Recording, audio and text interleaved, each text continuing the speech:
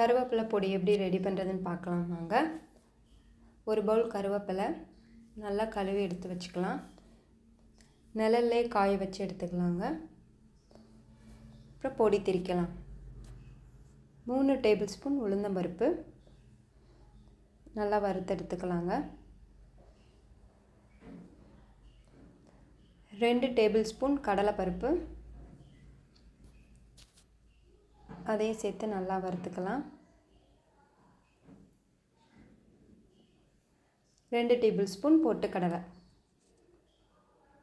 பொட்டுக்கடலை சீக்கிரம் வறுபட்டுரும், அவ்வளோதான். 1 டீஸ்பூன் மல்லி, 1 டீஸ்பூன் ஜீரகம், காரத்துக்கு ஏற்ற மாதிரி வத்தல் நல்லா வறுத்துக்கலாங்க. காய வச்சு எடுத்த கருவேப்பிலையும் நல்லா வறுத்துக்கலாம். எல்லாம் நல்லா சுருண்டு வரணும், இந்த அளவு வறுத்துக்கணும்.